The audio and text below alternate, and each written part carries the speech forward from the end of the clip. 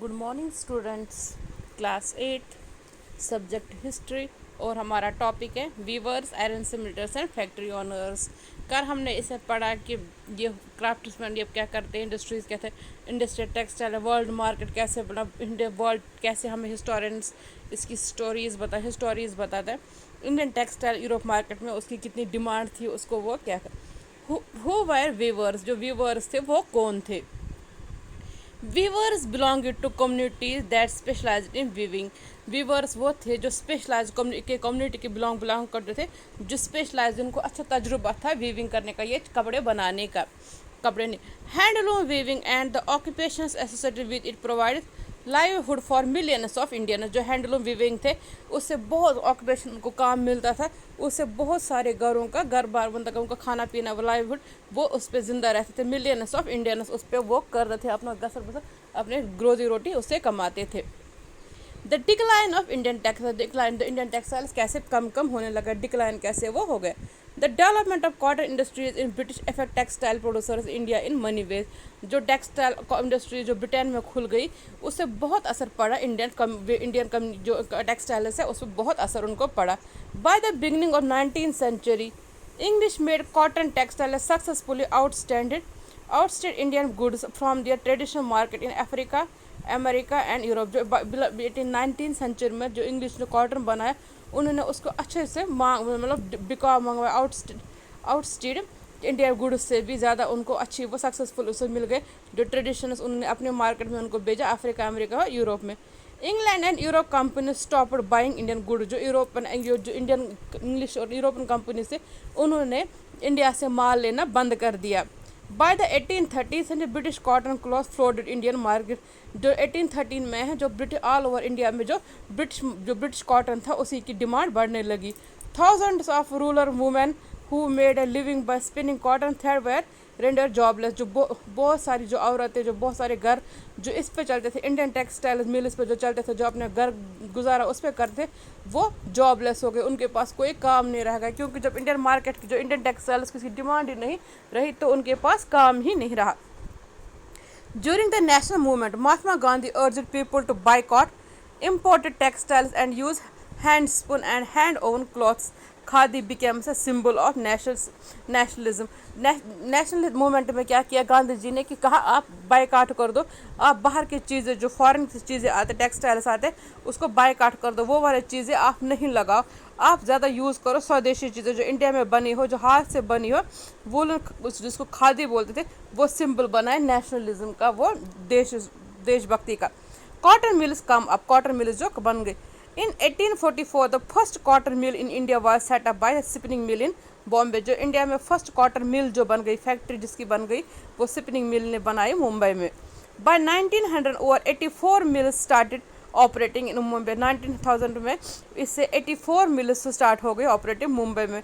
The first major sprout in the development of cotton factory produces India during the first world war. जो first world वार में है उससे बहुत सारी जो कंपनीज है, कॉटन टेक्सटाइल मिल्स है जो बन गई world war. When textiles imports from British decline and Indian factories were called up to produce clothes for military supplies। जब जैसे ब्रिटिश डिक्लाइन, जो ब्रिटिश इम्पोर्ट थे वो ख़त्म हो गए, उसके बाद जो इंडियन फैक्ट्रीज है उसको मांग प्रोड्यूस करना गया, कपड़े भी बनाओ आप मिलिट्री सप्लाई के लिए भी। The sword of Tipu Sultan and wood steel. The steep of Tipu Sultan की जो तलवार थी और वो किसकी बनी थी, वुड स्टील की। The quality of the sword come up to the special type of high carbon steel. जो क्वालिटी थी उसकी तलवार की वो हाई क्वालिटी की थी, उसमें high carbon steel called wootz which was produce all over south India. जो कहाँ पे बनते थे, ऑल साउथ इंडिया में वो स्टील बनते थे। India would steel making fascinated European scientist. जो इंडिया की वो स्टील थी, जो इंडिया का वो वुड स्टील था, उसकी बड़ी फैसिलिटी, उसकी डिमांड बन गई यूरोपियन साइंटिस्ट में। The wootz steel making process which was widely known as south India. जो उसकी जो डिमांड प्रोसेस थी, जो जिसको डिमांड वो बनते थे साउथ इंडिया के नाम से वो ज़्यादा जानते, was completely lost by the mid 19th century. वो लॉस्ट हो गया, complete lost mid 18th century में, 19th century. The sword and armour making industry died with the conquest of India. जो उसके वो स्वॉर्ड बनाने वाले थे, वो कंपनी मेकिंग इंडस्ट्रीज थी, वो उनकी वो डाइड, वो ख़त्म हो गए। By the British and imports of iron and steel from England. वो किससे ख़त्म हो गए? जो हमने बाहर से जो ब्रिटिशर्स ने इम्पोर्ट किया iron and steel from England. Decline is the displaced the iron and steel production by craft people in India. जो उससे क्या हो गया, उसकी जो इंडिया की डिमांड थी जो चीज़ों की वो ख़त्म हो गई जब उन्होंने बाहर से ज़्यादा माल इम्पोर्ट स्टार्ट कर दिया। Abundance of furnace in villagers में ज़्यादा चीज़ों की कमियाँ बढ़ने लगी।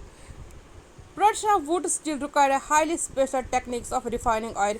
जो वुड जो टेक्निक स्टील थी उसको निकालने के लिए बहुत ही हाई स्पेशल टेक्नोलॉजी की ज़रूरत पड़ती। By the 19th century the crafts of iron smelter was in decline. वो थोड़े दिन ब दिन वो कम होते गए। Many people gave up their craft and looking for other means of live. बहुत सारे लोग जो थे उन्होंने वो अपना वो काम छोड़ दिया और दूसरे कामों पे करने के लिए गया हो गए।